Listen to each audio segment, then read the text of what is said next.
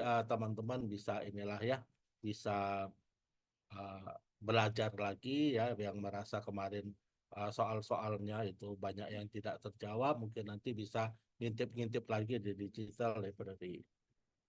Ya, oke, lanjut. Nah, di bulan Mei sampai Agustus ya, mulai bulan ini sampai Agustus nanti ya, kita akan mulai seri-seri penilaian properti. Ya, kita akan tinggalkan penilaian bisnis ya yang sudah kita mulai dari November ya 2023 sampai bulan 4 ya, bulan April 2024 ya.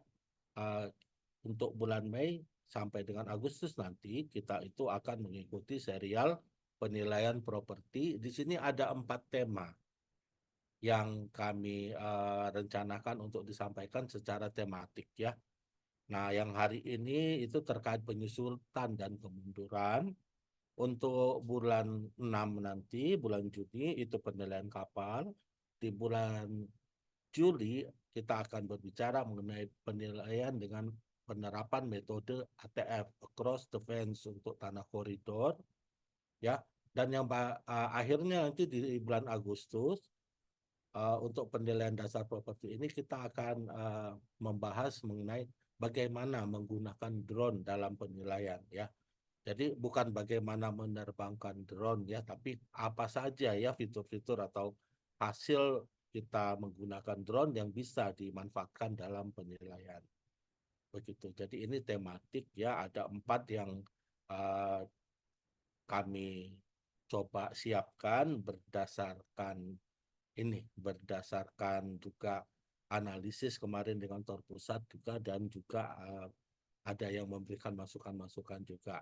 Nah, jika teman-teman merasa masih ada tema-tema yang sekiranya urgent untuk segera kita bahas, kami juga nanti di digital library juga kita menyediakan link untuk teman-teman bisa memberikan masukan.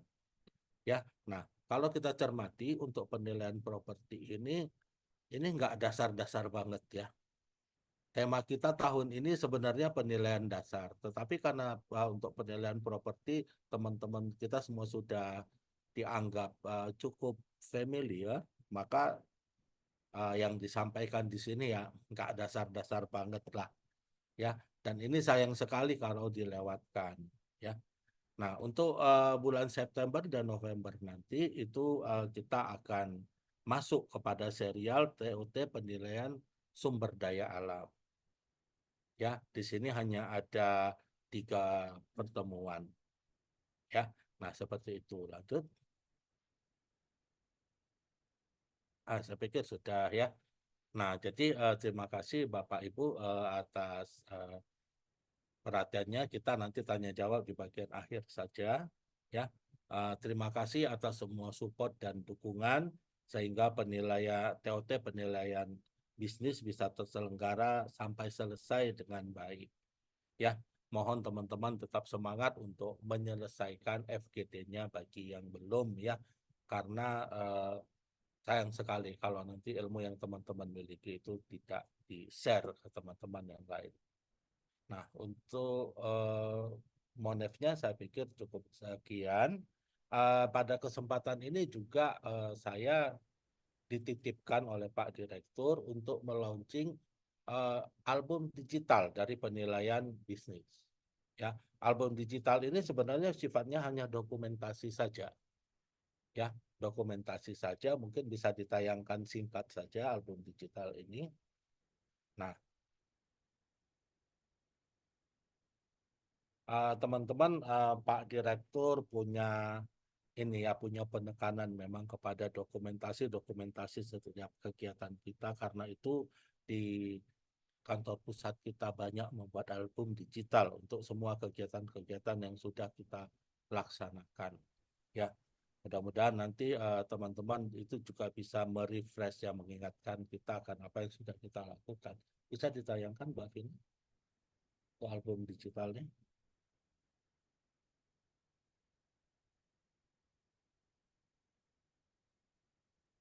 Ya, kurang lebih nanti album digital itu isinya seperti ini, tapi teman-teman nanti bisa buka sendiri ya. Oke, lanjut. Itu halaman judulnya, ada kata pengantar dari Direktur Penilaian, ya. Kemudian nanti ini silahkan dibaca sama-sama juga ya. Harapan-harapan dari pimpinan kepada kita semuanya. Kemudian lanjut. Di sini juga kita mengucapkan terima kasih ya, terutama kepada sekretariat dan semua pihak yang sudah mensupport ya. Di dalamnya ada ini, lanjut lagi ya. eh, di sini Pak Direktur ingin memberikan apresiasi kepada semua peserta ya, dengan menampilkan foto-foto dan instansi dari teman-teman yang mengikuti TOT ini ya. Ini sebuah kenangan dan sebenarnya juga kalau dari sisi kita ya, ini adalah sebagai rasa terima kasih juga karena teman-teman berkenan untuk mengikutinya. Saya infokan bahwa instansi asal yang dicantumkan di sini adalah instansi ketika teman-teman menerima penugasan mengikuti TOT ini. Ya, ada beberapa teman-teman yang sudah dimutasi ke tempat yang lain. Nah, ini masih menggunakan instansi yang lama. Mungkin nanti untuk album digital penilaian bisnis sudah kita sesuaikan. Ya, lanjut di sini juga disampaikan ada materi-materinya ya, dalam penilaian saham tadi yang kita sampaikan di awal ada 7. Silakan dengan cepat saja ya. TOT-nya ya, ada highlight-nya juga. Silakan kalau teman-teman nanti ingin mengetahui ya, mengetahui materi setiap event kemarin itu isinya apa saja, bisa dilihat di sini ya. Materi penilaian saham ya, ini yang pertama. Lanjut ya. Nah, ini ada isinya, foto-foto saja dengan cepat tolong. Ya, kita ternyata pernah mempelajari juga menganalisis, membaca laporan penilaian ini di seri 2. Oke, lanjut. Nah, begitu sampai seterusnya ya, sampai habis. Oke, jadi ini sederhana saja, tetapi tadi sekali lagi sudah mendokumentasikan dengan baik semua kegiatan kita. Sekali lagi saya sampaikan, jika teman-teman ingin berkenan untuk melihat materinya secara audiovisual dan juga mempelajarinya kembali, nanti semuanya sudah tersedia di digital library. Ya, Bapak Ibu, ya dengan demikian kita sudah resmi melaunching untuk album digital penilaian bisnis. Demikian Mbak Vina, teman-teman sekalian, saya pikir saya sudah menyampaikan apa yang mestinya tadi disampaikan oleh pimpinan ya. Cuman kalau yang menyampaikan Pak Direktur ya pasti lebih bermutu, lebih dalam dan mungkin lebih banyak yang ingin disampaikan ya. Nah, jadi saya sekali lagi saya ucapkan terima kasih banyak untuk kerjasama kita semua. Mudah-mudahan kita masih bisa mengikuti TOT berikutnya dengan baik. Terima kasih, saya kembalikan ke Mbak Vina. Baik, terima kasih Pak Alex atas waktunya dan sudah berkenan untuk mewakili Pak Direktur. Bapak Ibu yang kami banggakan, kegiatan selanjutnya yaitu diskusi terkait digital library yang akan dipandu oleh perwakilan tim, yaitu Mas Danang Agil Nur Wahid. Mungkin eh, bisa diinformasikan Bapak Ibu sebelumnya mohon izin kita bisa tunggu sebentar ya, mungkin sekitar 5 menit untuk Mas Danang menyiapkan digital library ini. Kita break sebentar ya Bapak Ibu.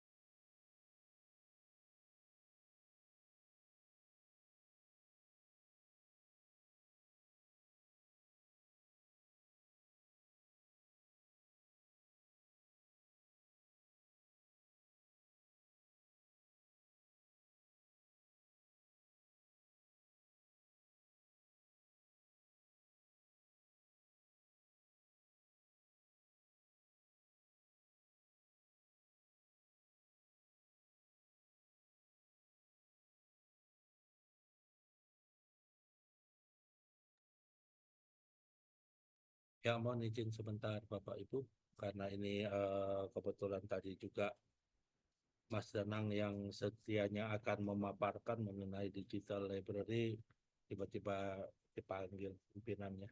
Ini sedang menyiapkan.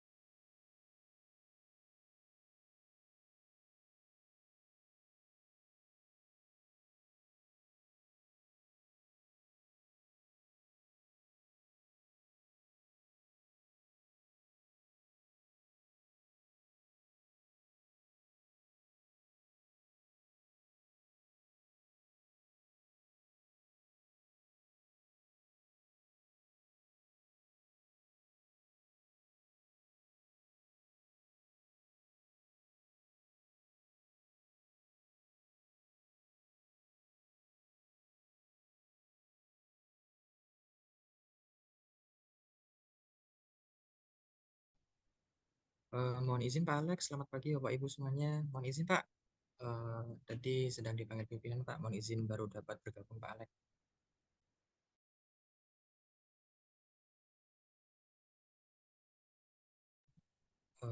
Baik, terima kasih atas kesempatannya ya Mbak Vina selaku MC.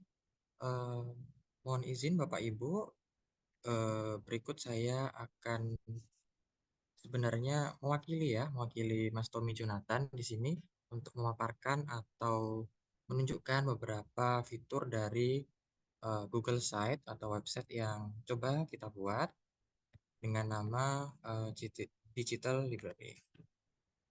Nah, untuk mengakses Digital Library ini,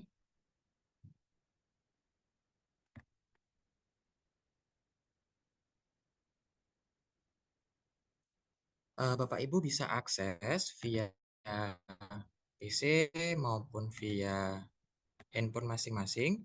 Jadi Bapak Ibu tinggal membuka Google Chrome ya, tinggal membuka Google Chrome dan mengetikkan link yaitu bit.ly/digital library open. Nah, sebenarnya digital library ini itu sudah istilahnya sudah dipublish atau diumumkan secara resmi ya melalui IG Direktorat Penilaian kita sesuai arahan pimpinan pada tanggal 22 lalu. Dan di postingan tersebut juga sudah ada tata cara atau bagaimana cara untuk masuk dan menggunakan digital library ini. Nah, di dalam digital library ini berikut tampilannya. Di bagian menu home itu ada berbagai macam menu yang Bapak Ibu bisa lihat. Ada regulasi, materi dan bahasan, album digital, bank data, video pembelajaran, webinar, pelatihan penilaian tematik, pelatihan soal, informasi lainnya, dan juga saran dan masukan. Nah, untuk cara penggunaannya sebenarnya simpel Bapak Ibu. Tinggal diklik seperti Google Site pada umumnya. Saya contohkan mungkin di regulasi ya. Klik regulasinya. Nah, maka di sini tampilannya akan ada di masing-masing bidang ya. Ada di properti, ada bisnis, sumber daya alam, ataupun regulasi terkait SDM. Misal kita ingin melihat regulasi di bidang properti ini.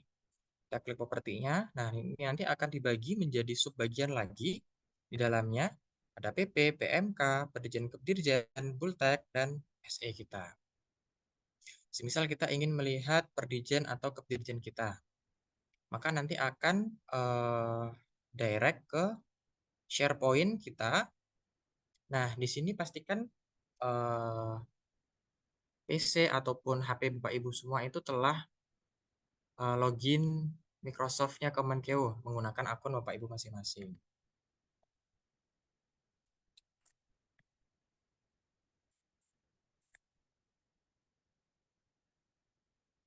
Nah, ini sebenarnya tadi jaringannya agak lambat. Nah, di sini sesuai urutan di Perdirjen Kepdirjen, maka di sini kita update baik itu peraturan maupun Kepdirjen kita yang ada. Nah, kembali lagi mungkin salah satunya di sini terdapat juga video pembelajaran ya, mungkin bagi Bapak Ibu yang pada kesempatan-kesempatan sebelumnya belum dapat bergabung atau mungkin terlewat ya dengan kesibukan masing-masing, Bapak Ibu bisa melihat video pembelajaran ataupun video TOT yang lalu ya, yaitu TOT penilaian saham, dan Bapak Ibu dapat mengulang pembelajarannya di sini. Nah, ini nanti sudah terkoneksi dengan YouTube kita, ada sekian seri dan Bapak Ibu bisa menonton ulang rekaman atau pembelajaran tersebut. Nah, di sini kami juga sediakan saran dan masukan.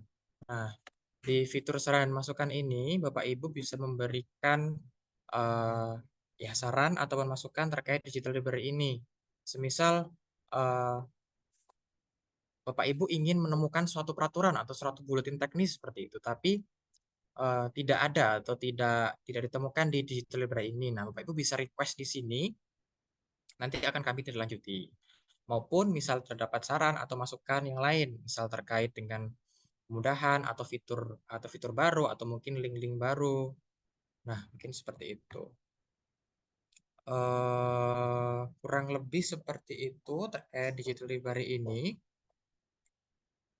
Satu lagi arahan dari pimpinan terdapat fitur terkait latihan soal ya Bapak Ibu. Mungkin Bapak Ibu jika eh, ingin melakukan latihan soal setelah mungkin TOT kemarin atau nanti TOT ke depan, baik Perti maupun SDA, nanti akan kami sediakan latihan soal dan Bapak Ibu bisa mencoba mengerjakan latihan soal tersebut di website Digital Library ini.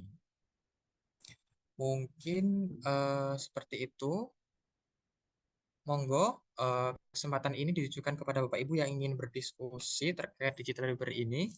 Apabila ada pertanyaan, kami silahkan untuk dapat raise hand atau via chat Zoom.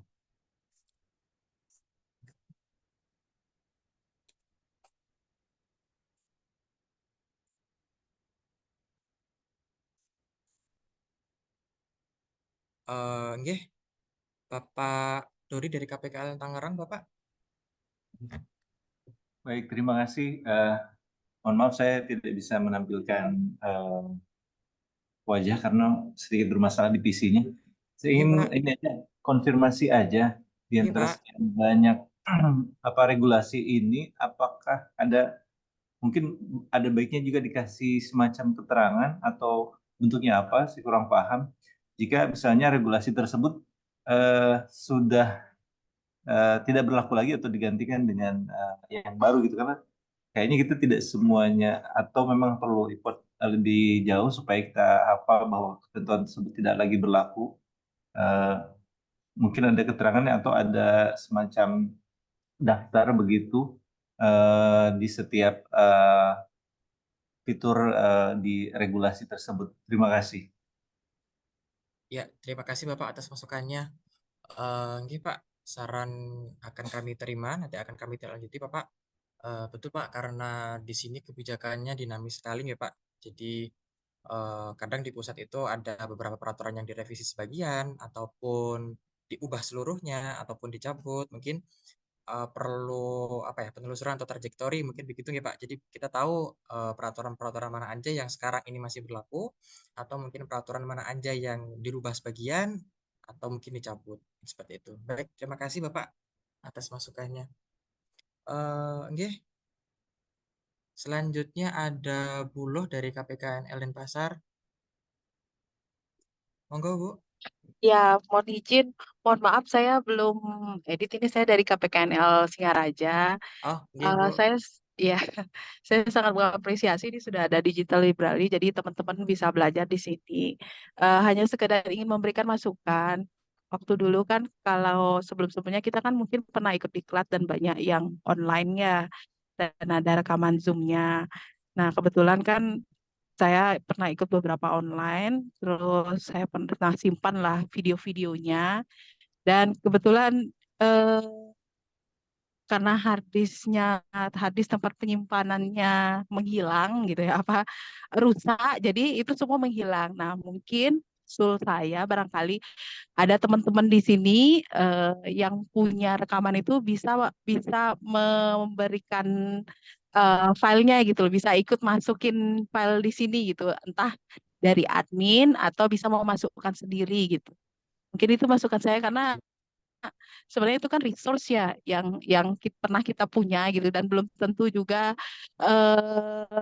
kita akan adakan kembali eh, penilaian-penilaian yang tematik lah. Mungkin itu sih saran saya. Makasih. Ya, terima kasih Bu Loh atas masukannya. Ya, betul, Bu. Jadi, eh, ini memang kebutuhan bersama, gitu, Bu. Jadi, kami sangat welcome apabila nanti mungkin rekan-rekan yang ada di daerah ingin ikut berkontribusi juga. Jadi nanti akan kami tambahkan menu, Bu, nggih, untuk diklat nanti akan kami tindak lanjuti. Kami akan coba dengan data yang ada di kami dulu, Bu. Nanti kami list juga. Nah, nanti ketika mungkin kita di kami ada beberapa diklat yang mungkin belum ada, mungkin kami akan menerima dari teman-teman daerah atau kami hubungi eh, untuk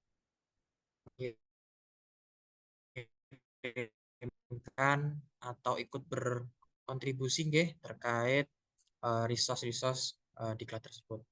Terima kasih Bu atas masukannya. Monggo Bapak Ibu yang lain,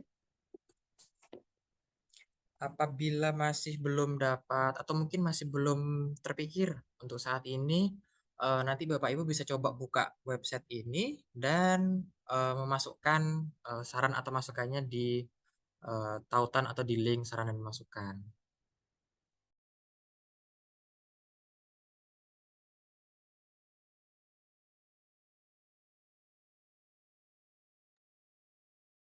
Monggo Bapak Ibu, kami silakan apabila masih terdapat pertanyaan ataupun saran dan masukan. Izin Pak, ada yang saya tanya Pak. Selamat Pak. Oke, siap Pak Rahmat. Oke.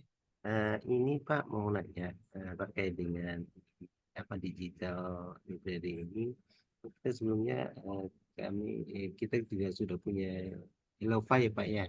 Nah, Elova juga sama nih regulasi dan materi dan sebagainya.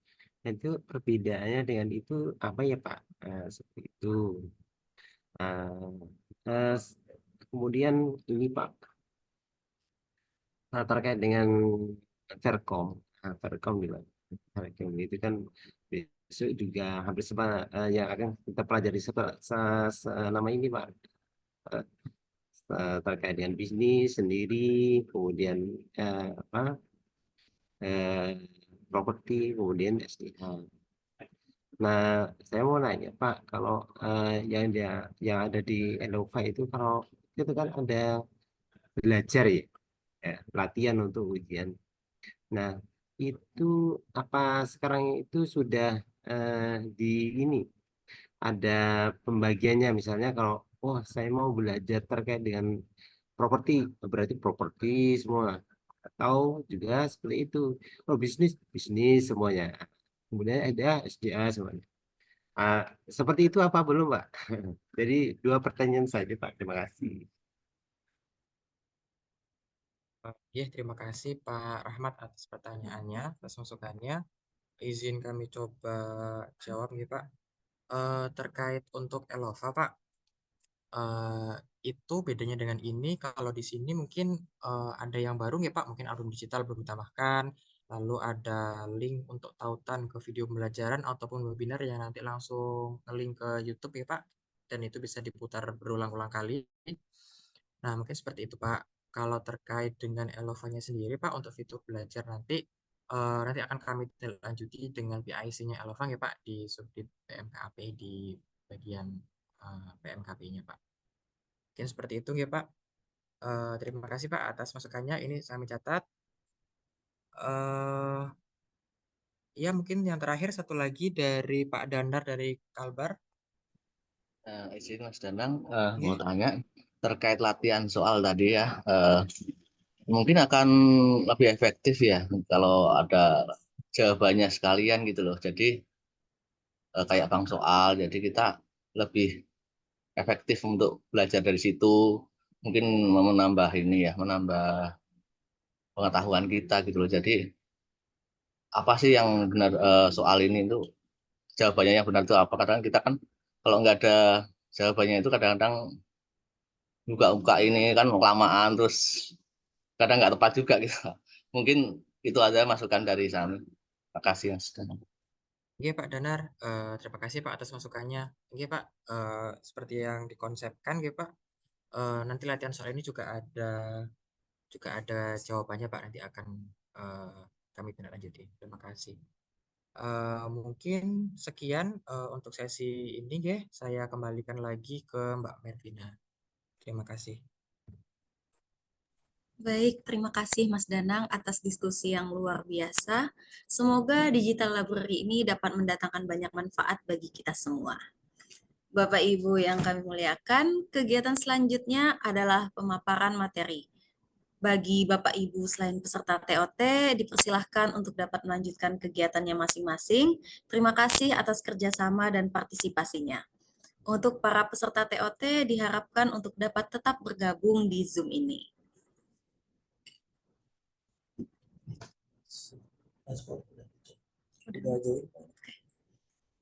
Bapak Ibu yang kami banggakan, kita akan memasuki sesi pemaparan materi TOT oleh narasumber kita, yaitu Bapak Rahmat Kurniawan, Kepala Subdirektorat Standarisasi Penilaian Properti dan Sumber Daya Alam. Langsung saja, mari kita simak dengan seksama pemaparan materi oleh narasumber. Kepada Pak Kori, kami persilahkan. Baik, terima kasih Mbak Dina. Bismillahirrahmanirrahim. Assalamualaikum warahmatullahi wabarakatuh. Selamat pagi, salam sejahtera bagi kita semua. Swastiastu. Rekan-rekan sekalian, apakah suara saya terdengar dengan baik? Terdengar Pak, cuman agak kecil sedikit Pak. Kurang Kecil besar sedikit. Pak volume. Gimana caranya supaya membesarkannya? Saya Izin Pak, mungkin didekatkan aja Pak, tadi sudah cukup jelas kok. sini sudah cukup jelas. Siap Sekarang? sudah Pak. Oke, baik, terima kasih. Harus dipegang. Baik, teman-teman sekalian, mohon maaf nanti saya tidak akan bisa sampai sesuai jadwal. Nanti mungkin akan dilanjutkan Pak Duja untuk menyampaikannya. Nah, kebetulan ini juga sudah hampir dimulai agenda di tempat saya sekarang berada. Baik, kita lanjutkan Mbak Regina, bisa di-share lokasi filenya. Teman-teman sekalian, saya memang kemarin dihubungin Pak Alexander Ginting untuk menyampaikan materi terkait keusangan fungsi dan keusangan ekonomi dalam penilaian. Tentu saja ketika kita harus ngobrol keusangan fungsi maupun keusangan ekonomi, maka tidak bisa tidak teman-teman juga harus lebih memahami terkait teori dasar, konsep dasar dari pendekatan biaya. Nah, kalau saya lihat di sini kan teman-teman sudah merupakan penilai sudah cukup lama berpraktek gitu ya di JKN. Seharusnya sebenarnya semua ini sudah dipahami dengan baik. Walaupun demikian mungkin kalau memang ada nanti pemahaman ya mungkin ketika saya sering melakukan peer review masih ada beberapa konsep yang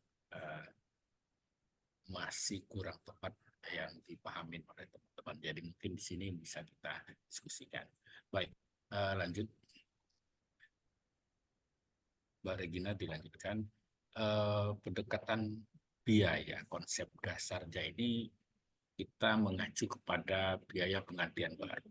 Jadi kalau kita ngomongin pendekatan biaya, maka teman-teman harus melakukan perhitungan biaya penggantian baru. Nah, biaya penggantian baru ini yang kita biasa sebut new replacement cost atau new reproduction cost.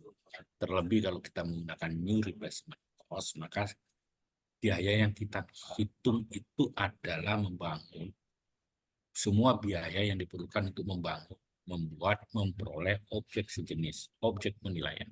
Jadi di sini objek sejenis objek penilaian. Jadi bukan kita menghitung objek penilaiannya, tetapi menghitung bagaimana caranya membangun, membuat, memperoleh replika dari objek penilaian. Jadi konsepnya di situ ya. Jadi bukan kita menghitung objek penilaian, tapi kita menghitung membangun replika objek penilaian dengan bagaimana kondisinya. Kondisi fisik 100%. Karena kita baru bangun. Maka kondisi fisiknya adalah 100%. Kemudian bangunan yang kita bikin itu adalah sesuai dengan standar yang berpusat ini. Jadi kalau kita ngomong new requirement, maka memiliki kesesuaian dengan kondisi yang berlaku saat ini.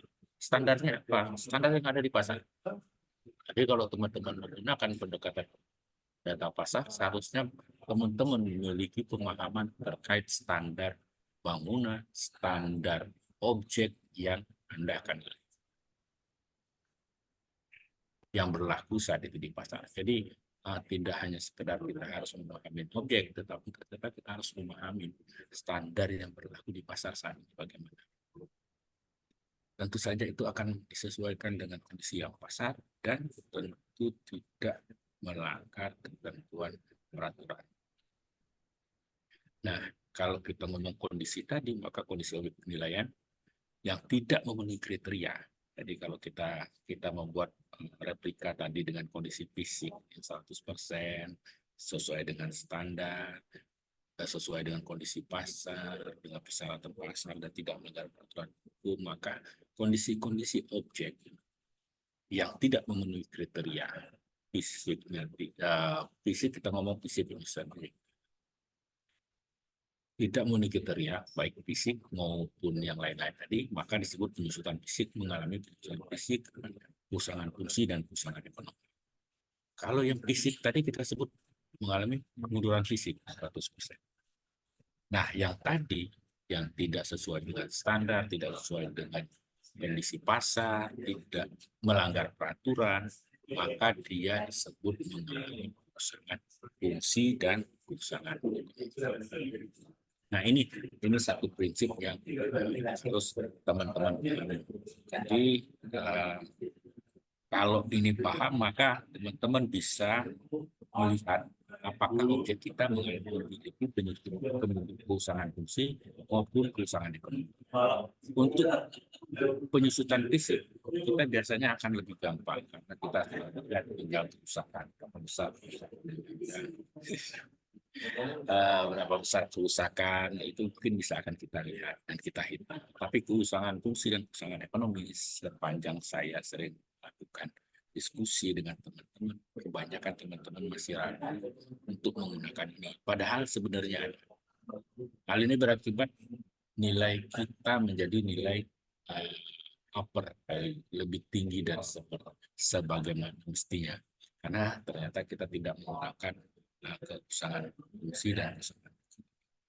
Nah, karena memahami inilah maka teman-teman seharusnya bisa mengidentifikasi kondisi apa yang disebut kerusakan fisik dan mana yang disebut kerusakan ekonomi. Kita lanjutkan. Next, Mbak Tri. Nah, teman-teman sekalian, sekarang saya mau lihat uji pasar. Misalnya teman-teman mau beli rumah. Ada 2 rumah yang sebagaimana di layar ini ya. Ada rumah buatan tahun 60-an dengan arsitektur yang seperti ini. Ada rumah baru. Sama-sama luasnya itu adalah 100 meter persegi, 100 meter persegi. Dijual sama-sama dengan 500 juta. Nah, sekarang kalau teman-teman mau sekarang memang cari beli, coba dituliskan di chat. Anda mau pilih yang mana? Ini rumah lama, ini rumah baru. Coba saya silakan dari semua peserta chat sekarang di room chatnya, kira-kira apa yang mana yang Anda akan beli. Kalau harganya sama-sama 500 juta, Anda mau pilih yang mana? Silakan, saya tunggu sekarang.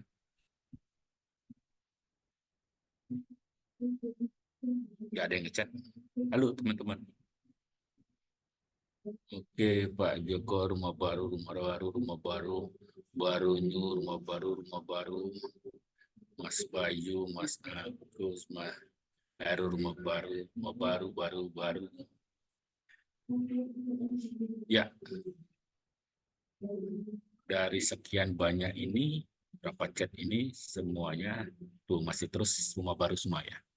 Artinya Anda sebagai pasar, Anda semua ini yang ikut serta di sini, kalau sama-sama 500 juta, Anda bilang Anda akan beli rumah baru.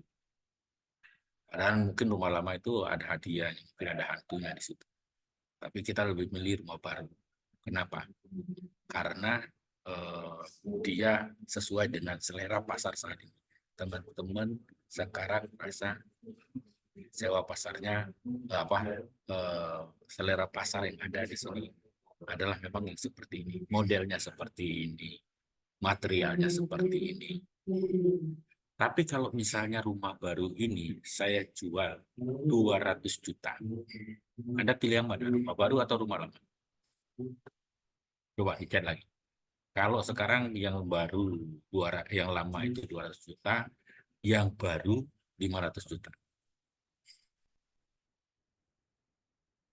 Ada yang ngomong, Pak. Mas Ferry ngomong, saya beli lama aja Pak, udah jauh banget tuh bedanya gitu ya. Ada lagi yang komentar, ada yang tetap baru misalnya. Pak Bayu rumah lama, Pak Agus Heru Pitoyo juga lama, rumah lama. Ya, kenapa kita pilih yang lama 200 juta? Karena kita membayangkan, ini ada yang tetap baru Pak dan ada tetap yang baru Pak, karena untuk renov juga mahal. Ya, berapa persen kita akan lihat kita turunnya. Jadi kalau ini Pak Danar pernah ngomong renov. Kalau misalnya pembeli yang lain, Pak Seru Kurnianto dan lain-lain bilang, oke, kayaknya saya beli rumah baru, rumah lama deh. Rumah lama nanti saya renov fasadnya, nanti saya ubah seperti yang baru, hitung-hitung saya butuh uang sekitar 200 juta. Jadi dari 200 juta sama 400 juta masih lebih ekonomis daripada rumah lama masih untuk. Nah, itu bisa menjadi pilihan. Kalau tadi Pak Danar kemudian bilang, ya ini pasti akan mencari harganya, dan harga itulah yang biaya untuk merenov itulah yang kemudian kita nyatakan sebagai kemunduran ekonomis. Jadi kalau kita hitung fisiknya ini bagus semua, tidak ada kerusakan. Tidak ada kerusakan yang berarti, jadi kalau kita ngomong fisik, nggak ada pengusutan fisik. Jadi kalau kita hitung NRC, hitung NRC-nya juga tetap harganya 500 juta. Tapi kenapa harga jualnya ternyata tidak bisa setinggi yang rumah baru ini? Karena ini disebut mengalami kemunduran ekonomi atau juga kemunduran Begitu teman-teman ya, saya harapkan ini bisa dipahami. Ini contoh sederhana saja bagaimana satu kondisi sebenarnya sama, di luar fisiknya ternyata karena dia sudah mengalami perubahan selera di dalam masyarakat, di dalam pasar, maka dia mengalami. Nah, kalau kita lihat di sini, maka seperti yang saya sampaikan tadi, ketika teman-teman menghitung new replacement cost, ketika objek penilaian teman-teman itu adalah ini, rumah lama, maka ketika menghitung NRC pakai DKPP, maka yang Anda hitung itu adalah ini. Bisa dipahami ya? Objek pembanding kita di sini. Objek penilaian kita ini. Kita menghitung new replacement cost, NRC dari rumah. Maka konsepnya ketika Anda menghitung dengan DKPP, sebenarnya Anda menghitung rumah ini. Rumah yang baru ini. Dengan material, desain, struktur konstruksi yang berlaku saat penilaian. Jadi walaupun Anda menghitung ini, NRC ini, yang Anda hitung itu sebenarnya ini. Maka perbedaan material, perbedaan desain, perbedaan teknologi ketika membuat itu, itulah yang disebut pembentukan fungsi dan ekonomi. Saya harapkan bisa dipahamin. Jadi NRC di sini yang warna ini, ketika Anda menghitung nilai melakukan penilaian atas rumah lama ini, maka Anda hitung NRC ini adalah NRC ini. NRC-nya itu adalah rumah dengan wujud yang baru ini. Maka kemudian kita kurangi penyusutan fisiknya. Nah, mungkin di sini ada kerusakan baru hitung, baru kemudian sampai ke sini baru kemudian kita hitung tadi kerugian ataupun juga biaya untuk menjadikan objek ini menjadi sama seperti ini. Maka biaya itulah yang disebut kemunduran fungsi dan ekonomi. Jadi tentu dalam bahas ini kita perlu mengidentifikasi kondisi yang menyebabkan kemunduran fungsi dan atau kemunduran ekonomi, pisahkan dari kondisi akibat kerusakan fisik. Jadi Anda juga jangan gabungkan, karena fisik kalau kita lihat di bagian ini, maka yang kita kurangi dulu adalah fisik. Fisik ini adalah sesuatu yang kurable, sesuatu yang bisa kita hitung biaya perbaikannya, maka dia harus kurangin dulu dari NRC. Nah, kemunduran fungsi dan ekonomi berpengaruh pada nilai NRC yang sudah dikurangkan fisik. Maka kita tidak bisa nih, kita harus pisahkan, kita harus paham ini mana nih yang penyusutannya fisik, mana yang penyusutannya kemudian fungsi dan ekonomi. Ini mereka yang kemudian harus kita pisahkan. Cara menghitungnya bagaimana? Ya tentu saja tadi seperti saya sampaikan, kalau dia sifatnya kurable, maka perhitungan itu dilakukan oleh dengan berapa besar. Biasanya yang kita hitung adalah berapa besar kerugian yang diakibatkan kondisi tersebut. Cara menghitungnya sebenarnya sudah banyak ya disampaikan di dalam buletin teknis yang kita sudah sampaikan. Ini konsepnya, selanjutnya ini sebenarnya perhitungannya ya kalau nggak salah. Lanjut.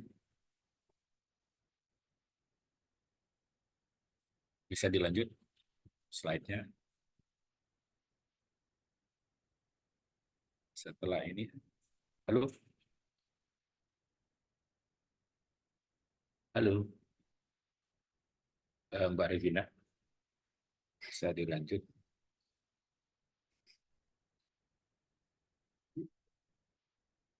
Oke.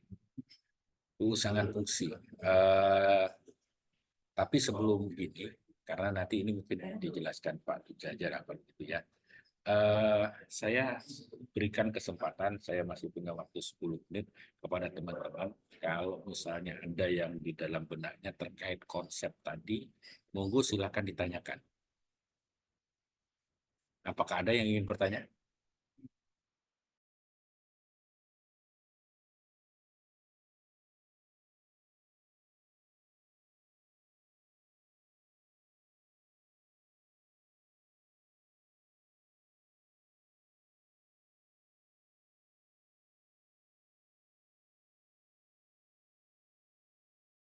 Izin tanya Pak Kori.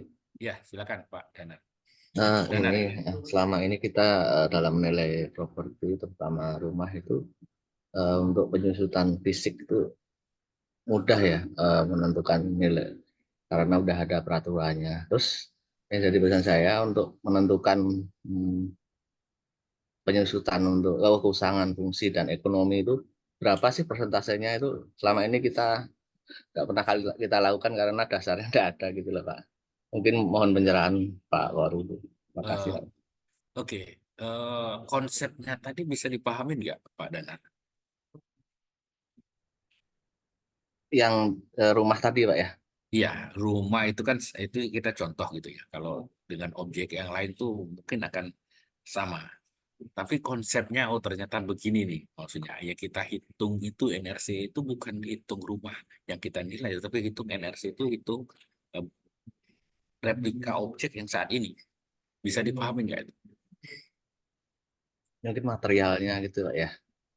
Iya, iya, kita tidak menghitung eh, objek penilaian secara utuh sebenarnya ketika menghitung NRC, tetapi menghitung objek yang memiliki kemampuan yang sama dengan objek penilaian kita, tapi dengan kondisi material, desain, spesifikasi mungkin, dan lain-lain itu sesuai dengan kondisi saat ini. Maka yang berbeda itulah yang disebut kemunduran fungsi. Nah, kalau tadi pertanyaannya Pak Danar, gimana cara menghitungnya? Maka ini memang tidak akan mudah bagi kita untuk membuat suatu panduan, suatu tabel gitu ya. Karena kondisinya itu akan berbeda-beda. Tidak seperti halnya fisik. Kalau fisik kita bisa akan lihat, kita bandingkan penurunannya itu berapa persen setiap tahun. Dia tidak ada pengaruh dari luar. Tapi kemunduran fungsi dan ekonomi, walaupun fungsi ini sebenarnya bagian internal, ekonomi itu eksternal, tetapi dua-duanya dipengaruhi oleh faktor eksternal. Jadi kondisi kita, objek kita yang tidak sesuai standar lagi, itu disebabkan adanya perubahan standar dari luar. Tapi kita memandangnya objek kita yang ternyata tidak berbeda. Jadi menghitungnya tentu kita harus paham dulu bagaimana cara kita bagaimana teman-teman memahami standar yang ada dan bagaimana menyesuaikan objek kita menjadi sesuai dengan standar. Begitu Pak Danar jawabannya. Jadi kalau ditanya ke kita atau diharapkan ke kantor pusat, misalnya membuat semacam tabel gitu ya, itu sebenarnya akan menyesatkan teman-teman. Nilai yang Anda akan hasilkan itu menjadi kurang akurat karena hanya didasari sesuatu yang bersifat general, tidak bersifat individual. Sementara kita melakukan penilaian ini sebenarnya adalah yang sifatnya individual. Oke, mungkin ada lagi? Itu ya Pak Danar ya. Ada lagi yang ingin bertanya? Mungkin Pak berarti perlu ada survei pasar ya Pak ya terkait rumah itu Pak ya. Itu mungkin. Iya, dan itu teman-teman sebagai penilai harus memahami. Entah kalau itu rumah, kalau bangunan, Anda harus paham kondisi selera pasar, kondisi arsitektur yang sekarang sedang itu harus paham. Kalau misalnya menilai mobil, kendaraan, itu pun juga harus paham. Keluaran terbarunya berapa sih? Yang mana? Itu. Kalau menilai kapal, juga akan melihat teknologi yang terbaru sekarang yang memang in di pasar itu bagaimana.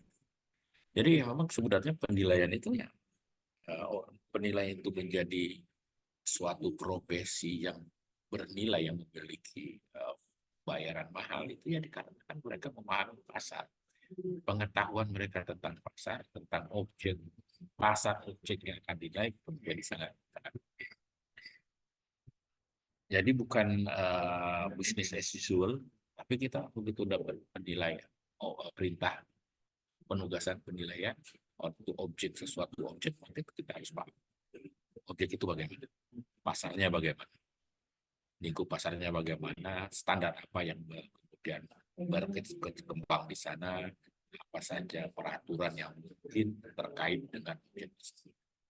Mungkin itu Pak Danar ya. Siapa? Ada lagi? Pak Korea. Ya, siap. Siapa ya? Saya malah jadi bingung Pak. Mohon maaf kalau mungkin penafsiran saya yang salah ya Pak ya. Ya. Pada saat kita menilai suatu objek bangunan, misal 200 meter gitu ya Pak ya. Ya. Anggapan saya itu dengan menggunakan DKPB kita akan menilai bangunan tersebut seluas 200 meter dengan material saat ini ya Pak ya. Kemudian baru kita susutkan dan segala macam. Nah, pada saat tadi disampaikan bahwa kita mencari mungkin barang pengganti. Kemungkinan kalau sekarang kita cari data pengganti dengan perumahan yang luas 200 meter agak susah, Pak. Ya kan? Apakah yang tadi Bapak maksud kita mencari data pengganti dengan kondisi existing saat ini? Jadi kita bukan menilai, kita bukan mencari NRC objeknya lagi, kita mencari energi objek penggantinya dengan luasan yang mungkin agak berbeda. Atau seperti apa ya Pak ya penafsirannya? Maaf saya agak miss.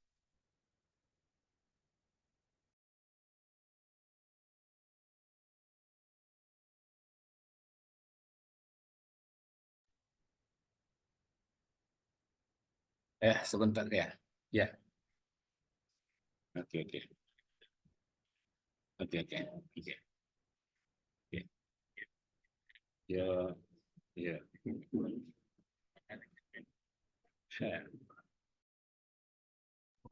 Ya, siap. Tadi siapa yang tadi bertanya ya? Mas Peri ya? Ya, siapa? Ya, oke. Itu tadi gambaran saya. Tapi kita bukan mencari ya. Jadi maksudnya gini, kita bukan mencari objek jenis. Karena kan kita biaya nih. Jadi kita sebenarnya tidak mencari pasar.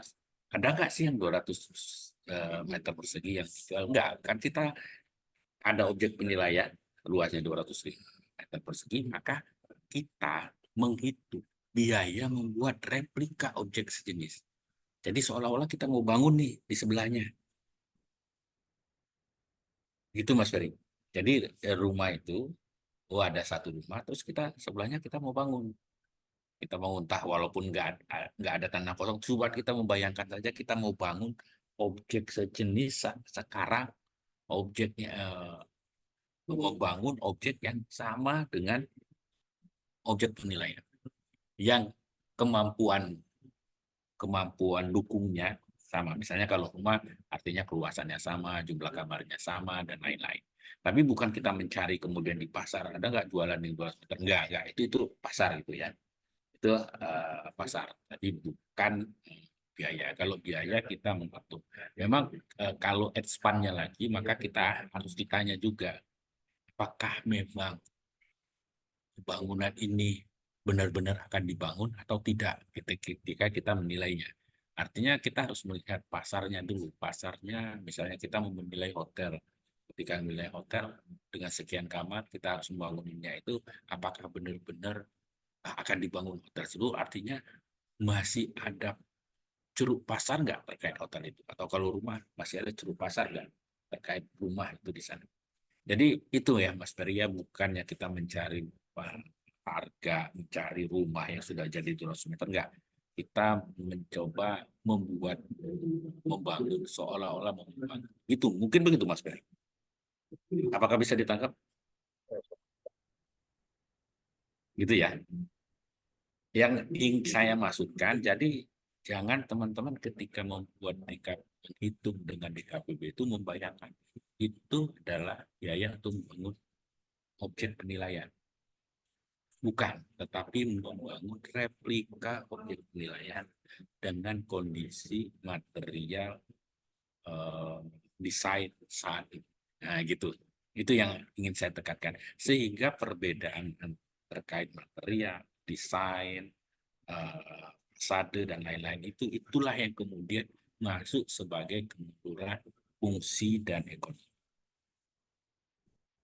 Kenapa itu ada itu jadinya? Jadi sebenarnya ketika menilai rumah-rumah lama itu pasti akan ada kemunduran fungsinya. Kemarin saya peer review dengan teman-teman PKNL Singaraja itu. Dia menilai bungalow yang lama.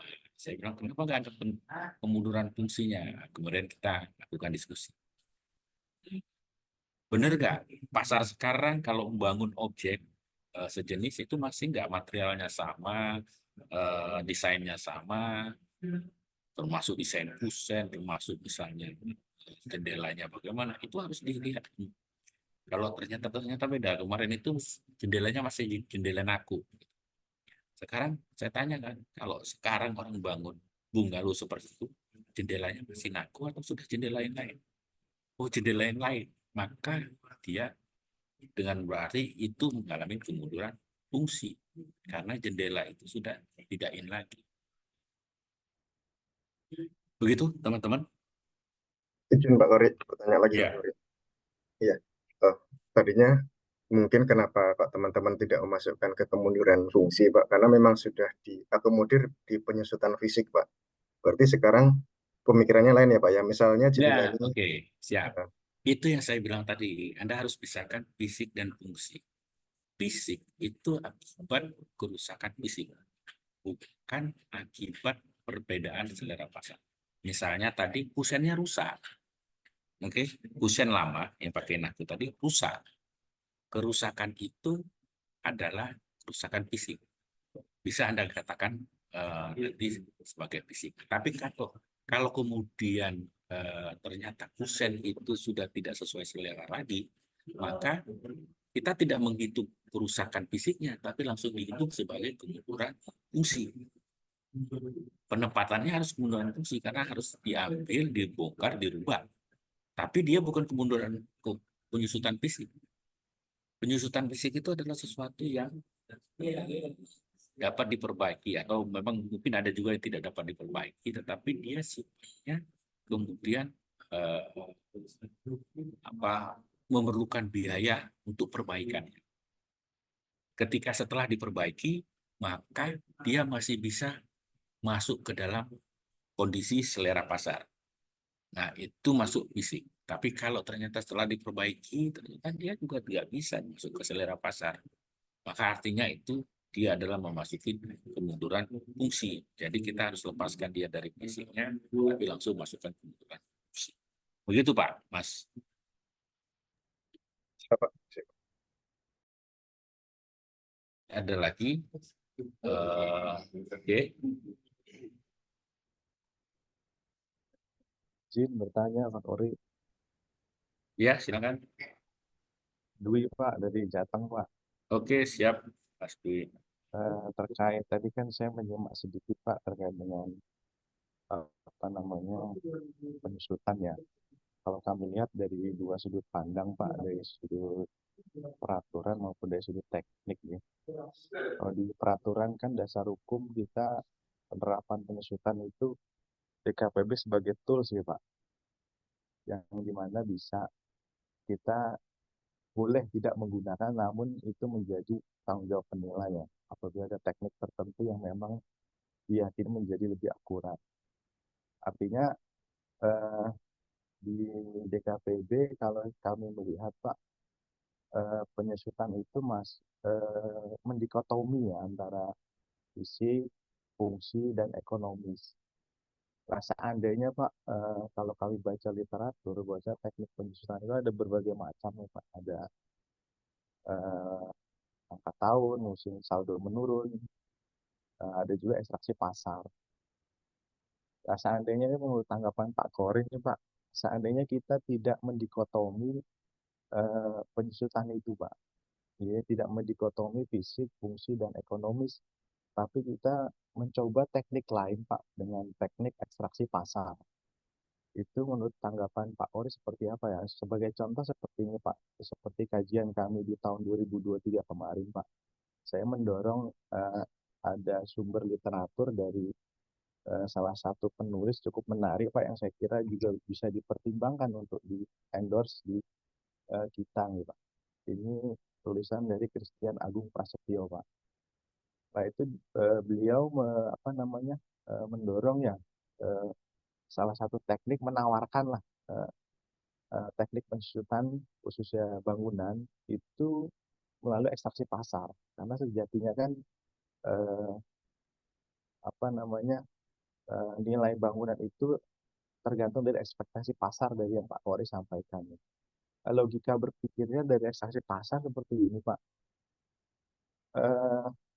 Misalnya kita menemukan nilai tanah bangunan sebuah rumah tinggal tadi yang seperti Pak Kori bilang 200 meter dengan harga 500 juta. Itu ketika dia 500 juta adalah bangunan tok, tapi kalau dengan tanah dan bangunan adalah menjadi 1,2 M, berarti kan itu ada unsur nilai tanah dan bangunan Pak. Kalau kita ekstraksi misalnya, 1,2 nilai bangunannya adalah nilai tanahnya 700, sehingga nilai bangunan adalah existing sekarang 500. Nah, artinya sebenarnya dengan kita menghitung NRC si bangunan yang kita nilai itu, selisihnya itu kan memang penyusutan dari berdasarkan market pasar. Nah, sedangkan kita bandingkan dengan penyusutan kalau kita menggunakan tabel tadi Pak, itu bukan hampir dapat dipastikan, pasti ada selisih di situ Pak. entah, dan kecenderungannya penyusutan yang dibanding dari pasar itu akan lebih besar dibanding kita dengan fisik tadi, Pak. Sehingga bisa diasumsikan bahwasanya selisih itu merupakan unsur dari penyusutan fisik, fungsi dan ekonomis gitu, Pak. Sehingga kalau kita mencari data sekitar 30 data, itu bisa dibentuk sebuah model, Pak. Sebuah model yang akan menentukan jenis pensusutan untuk bangunan berdasarkan ekstraksi pasar, Pak. Nah, kalau dari sisi ketentuan, kira-kira Pak, seandainya kita membangun seperti itu di satu wilayah, misalnya kita di Jateng, Pak, itu secara regulasi dimungkinkan nggak Pak ya nanti kita coba sounding gitu Pak, seperti ini kira-kira cocok nggak Pak, gitu, Pak? Sehingga kita tidak berdebat terhadap dikotomi fungsi dan ekonomis, karena tataran di praktek kita kan kadang-kadang tantangannya seperti Mas Danar bilang itu, bagaimana mengkuantifikasinya ini gitu. Ketika kita menerapkan kan kadang-kadang seolah kita nanti menjadi sendirian gitu Pak. Dan menjadi merasa lebih tidak nyaman dalam menerapkan itu Pak. Nah, ketika nanti kita menggunakan misalnya kita menggunakan suatu model, nah itu menjadi dituangkan dalam sebuah peraturan dengan sumber data yang kita bisa pertanggungjawabkan, kita terapkan penyusutan tanpa mendikotomi fisik, fungsi, dan ekonomis, itu kira-kira diperkenankan nggak Pak ya, maksud saya? Oke, Seperti itu Pak. ya saya tangkap. Baik, Mas. Ekstraksi pasar itu sebenarnya memang yang melandasi tabel penyusutan yang ada saat ini sih sebenarnya, dan memang itu berdasarkan kajian. Sebenarnya itu bukan temuan baru ya. Memang di literatur lama itu memang gitu. Ketika kita harus mengetahui kemunduran fisik, kita akan cari ini dibangun 2011, 2010. Nilainya ternyata dilaku di 2024 ini nilainya sekian. Kalau kita bangun sekarang ternyata sekian. Jadi selisihnya itu adalah kemunduran atau penyusutan yang dilakukan oleh yang didapatkan oleh bangunan. Memang seperti itu. Dan kalau misalnya kita mendapatkan data yang banyak, maka itulah disebut dengan penyusutan berdasarkan data pasar. Gitu ya. Apakah boleh? Ya boleh. Silakan dilakukan. Permasalahannya sekarang kenapa? Saya bukan kita mendikotomi, bukan. Tetapi teman-teman sudah menggunakan penyusutan fisiknya by tabel. Maka harus ada perhitungan nilai pasar. Karena tabel yang sekarang itu dalam kondisi yang ada itu tidak dalam kondisi adanya perubahan tidak adanya unsur-unsur yang bisa mengakibatkan kemunduran fungsi dan ekonomi. Jadi kalau tabel fisik itu yang sekarang teman-teman gunakan itu murni bahwa itu adalah akibat dari keusangan bahan yang digunakan, atau istilahnya kelelahan bahan. Kalau dalam teknik sipil disebutkan itu adanya kelelahan bahan yang tentu dia akan kemudian mengalami penyusutan sekian persen setiap tahun, sekian persen per tahun. Tapi itu murni terkait fisik. Nah, barulah kita kemudian karena kita paham, ternyata sebenarnya tadi seperti Mas bilang, kalau kita interaksi dan kita lihat itu sebenarnya ada tuh unsur-unsur fungsi dan fisik masuk ke sana. Maka selisih dari situ itulah kemunduran fungsi dan ekonomi. Sebenarnya seperti itu. Dan kita juga sebenarnya harus menilai itu, melihat itu dari pasar juga memang sebenarnya. Jadi walaupun bedanya pendekatan biaya dengan pendekatan pasar. Ketika pendekatan pasar kita apple to apple membandingkannya. Tapi ketika menggunakan biaya, kita membandingkan objek kita itu dengan komponennya. Komponen pembangunnya itu bagaimana, kita bandingkan, kita nilai, kita hitung penilaian, kita hitung biayanya, kemudian penyusutannya kita bandingkan juga dari komponen pasar. Memang seperti itu hitungannya. Cara filosofinya yang di awal memang seperti itu. Dan memang saya anjurin teman-teman kalau bisa punya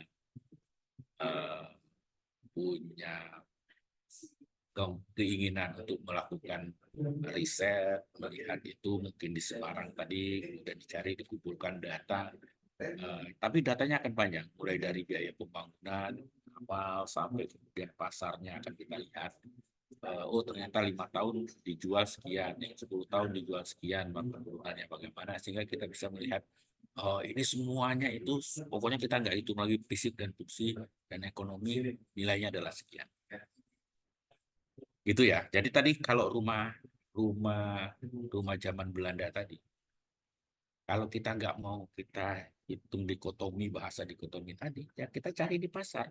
Ternyata rumah rumah yang gaya Belanda tadi terjual hanya 200.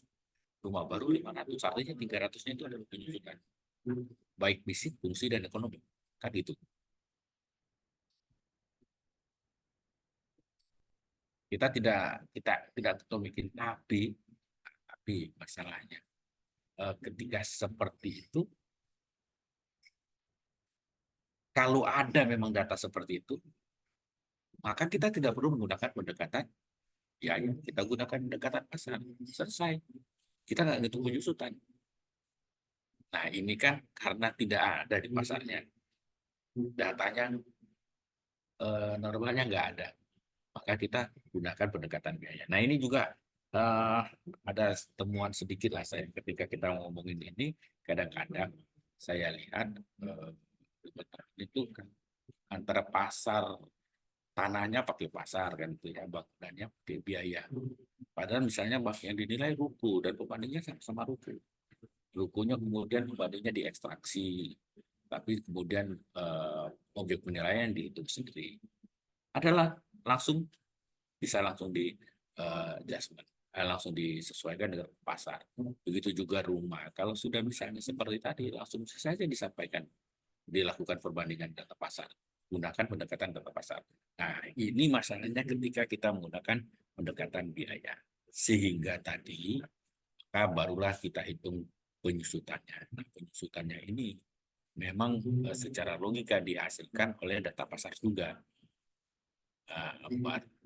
Karena datanya itu kemudian juga cukup jarang, itu maka biasanya by hitungan, by teori. Makanya terpisah antara fisik, fungsi, dan ekonomi. Begitu, Mas. Ya, Pak Kori. Ya, tapi saya setuju loh kalau misalnya mau dibuatkan penelitiannya, itu sangat memberikan pengayaan bagi kita. Nah, kalau tadi terkait peraturan kita itu kalau yang revisi 173 nanti kan kita sudah sampaikan penyusutan itu bisa menggunakan tabel yang diberikan. Namun bisa teman-teman hitung sendiri gitu ya. Dalam hal ini bisa menghitung sendiri, silakan hitung sendiri. Kayaknya salah rumusannya seperti itu. Jadi teman-teman bisa tuh akan konsep seperti itu. Begitu ya. Siap, makasih Pak Kori. Oke. Pak Kori, mungkin dalam tataran praktek ya Pak Kori, dalam penerapan fungsi dan ekonomis, mungkin rekan-rekan juga challenging pertama adalah mengidentifikasi terhadap hal itu, Pak. Ya. Kami juga mengalami di Medan waktu itu, Pak, penilaian aset BLBI yang HRS building.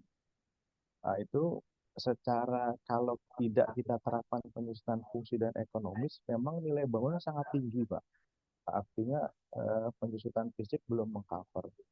Nah, itu kami mencoba mengidentifikasi kira-kira apa nih penyusutan fungsi dan ekonominya yang bisa kita terapkan terhadap objek ini. Kita banyak baca literatur, ternyata ini bangunan seperti bangunan komersial, Pak, kayak X mall gitu, Pak. Ternyata di banyak literatur itu sejatinya ada perbandingan, Pak, antara luas bangunan dengan jumlah parkir yang harus disediakan untuk kepentingan mall. Nah, untuk objek penilaian ini ternyata dia tidak mencukupi, Pak. Parkir hanya satu B saja. Ya, sedangkan lantai ke atas itu sampai 8. Artinya ada fungsi. Nah, itu kami baru menemukan setelah 3 hari berkontemplasi mengenai kira-kira apa gitu, Pak. Nah, ini mungkin Ya, challenging pertama itu sebelum ya, mengkuantifikasi adalah mengidentifikasi itu, Mbak. Kira-kira apa nih? Karena kan betul, dari awal kita juga pasti akan bet, di-challenge nih. Mengapa ya, Anda mengurangkan ini gitu. ya, Yang betul itu Mas yang Dwi. tingkat confident itu yang belum belum dimiliki oleh kawan-kawan mungkin ya. Ya, betul Mas Dwi. Itu yang masalah kita. Dan untuk itu teman-teman harus memahami peraturan standar yang berlaku untuk objek yang kita nilai. Jadi kalau kita tahu tadi ada standar parkir, ada standar apa, ternyata itu yang memang, dan itu perlu ketelitian teman-teman. Tidak bisa hanya sekedar datang, ditugaskan, terus datang ke lokasi, potret sana, potret sini, ambil data berapa panjang, berapa lebar, udah selesai. Ya nggak bisa seperti itu sebenarnya penilai DJKN sekarang. Anda harus datang ke sana, lihat pasarnya. Oh, ini ternyata mall. Ada ketentuan peraturan yang terkait ini nggak? Cari ke kementerian mana. Di PU ada nggak alasannya? Saya kemarin banyak yang punya Mariputus ini Fasan gitu kan ya. Pabriknya sudah di pertengahan komplek perumahan. Tapi teman-teman tidak membuat itu sebagai kemunduran ekonomi. Saya tanyakan, Anda HBU-nya, Anda gunakan apa? HBU-nya adalah perumahan, Pak. Karena bangunan pabriknya sudah hampir hancur. Loh, kalau memang itu Anda nyatakan HBU-nya perumahan, Anda nilai sebagai KP rumah, maka gedung itu mengalami penyusutan ekonomi 100%. Atau paling tidak itu nilainya hanya nilai sisa, nilai materialnya yang masih bisa dijual lagi. Itulah kemunduran ekonominya. Karena sesuai dengan peraturan, sesuai dengan pasarnya, yang tidak mengendaki adalah pabrik di sana, sesuai dengan peraturan perdanya wilayah tersebut sudah merupakan wilayah perumahan, sehingga siapapun pembelinya itu harus tidak bisa lagi menggunakan bangunan itu menjadi bangunan pabrik. Itu yang harus kita lihat. Banyak kejadian kemarin saya ketemu di Padang, ketemu di Medan, ketemu di Malang, yang seperti itu. Pabriknya sudah ini, tapi teman-teman masih membuat nilainya itu tinggi. Karena pokoknya ya masih ada bangunannya kami nilai. Hanya ada kemunduran fisik. Kemunduran ya, penyusutan fisik. Hasilnya nilainya tinggi, masih miliaran. Gedung itu padahal siapapun beli itu pasti nggak akan melihat itu sebagai gedung. Begitu Mas Dwi ya. Itu tantangan memang. Tantangan yang harus teman-teman yang memang harus hadapin, dan ini menjadi challenging bagi teman-teman kalau menurut saya. Kalau misalnya kita berkata bahwa penilai DJKN itu profesional, maka tentunya kita bisa menyatakan bahwa kita bisa mengidentifikasi penyusutan fisik dan fungsi tersebut. Gitu ya, Mas Dwi, oke? Cocok, Pak. Cocok Pak ya. Ori. Oke, saya udah banyak kode-kode ini. Nggak tahu nih Pak Duja bisa nggak ya? Ada Pak Duja di sini.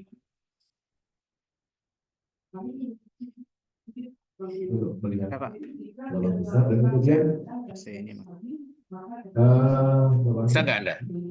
dengan melihat bisa, Pak. penunjukan itu kasih pengobatan ya. Ya, ini saya sangat mohon maaf, tapi kita Mbak Mer, kita itu 1 jam lagi ya, sampai jam 11 ya. Siap, Ya, Pak. ya, ini aja, ini satu ini ya. Saya janji akan mengisi 1 jamnya lagi. Itu mungkin nanti kita berikan waktu di minggu depan gitu ya. Karena kayaknya Pak Dija nggak available juga. Jadi supaya mungkin mohon maaf teman-teman, ini dulu yang bisa saya sampaikan. Materinya mungkin bisa disampaikan nanti Mbak Regina ya ke dalam chat. Kemudian bisa teman-teman pelajarin. Sebenarnya itu materi di belakang bawahnya itu adalah materi terkait sosialisasi dari Buletin Teknis KIKM. Tapi mungkin akan lebih pas kalau kita diskusi nanti. Saya berharap nih bisa kita lakukan di minggu depan dan waktu yang tidak terlalu lama. Karena mohon maaf benar-benar karena waktunya ini kemarin sudah saya minta agak diundurkan karena bentrok dengan beberapa jadwal, tapi ternyata nggak bisa. Ya, tapi ini saya berharap sekali lagi. Tadi saya berharap ada Pak Tuja yang bisa meneruskan. Cuman kalau ternyata beliau juga tidak bisa, jadi saya berharap ini mungkin kita bisa jadwalkan lagi di minggu depan segera mungkin untuk dilanjutkan 1 jamnya. Mungkin begitu Mbak Mervina ya, bisa ya. Untuk mohon maaf untuk disampaikan ke Bang Alek. Ini saya udah dikode-kode terus soalnya. Siap, Pak. Oke teman-teman sekalian ya, saya pikir itu dulu. Mohon maaf sekali lagi saya harus stop dulu kegiatan ini. Nanti panitia akan menyampaikan lagi, kita lanjut diskusinya. Saya pikir teman-teman bisa membaca ke materi yang ada, kemudian kita lanjutkan nanti atau hari ini juga, tapi siang nanti udah perlu juga. Kayaknya saya nggak bisa nih, besok mungkin. Besok pagi sekali, tapi kayaknya pada mau lari pagi gitu ya besok Jumat. Jadi nggak usah lah. Kita mungkin hari Senin ya nanti jadwalnya bisa kita sesuaikan. Mungkin begitu. Saya kembalikan ke Mbak Mervina. Baik, terima kasih Pak Kori atas pemaparan materi dan waktunya. Semoga materi yang singkat tadi itu tetap bermanfaat bagi kita semua. Bapak Ibu yang berbahagia, mungkin demikianlah tadi telah kita ikuti bersama rangkaian kegiatan Training of Trainer Penilaian tahun 2024 dengan tema penilaian properti seri 1 yaitu penentuan penyusutan atau kemunduran pada pendekatan biaya. Semoga apa yang telah disampaikan tadi dapat bermanfaat dan menambah wawasan bagi kita semua. Nanti untuk selanjutnya akan kami informasikan kembali seri 2-nya ya Bapak Ibu. Terima kasih atas kerjasama dan partisipasi dari seluruh pihak. Saya selaku MC yang bertugas mewakili seluruh panitia memohon maaf atas segala kekurangan. Selamat pagi. Akhir kata, wassalamualaikum warahmatullahi wabarakatuh. Waalaikumsalam.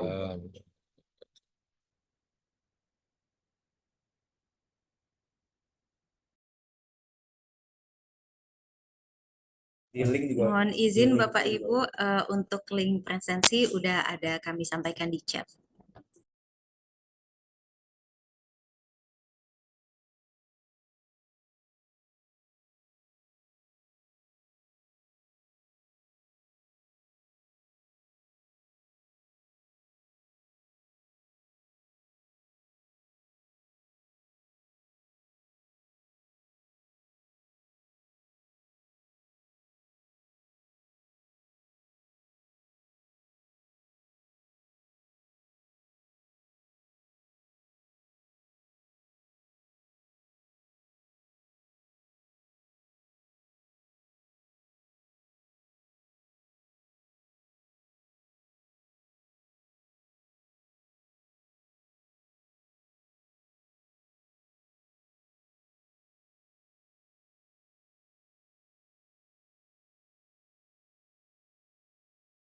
Saya izin end meeting ya Bapak Ibu.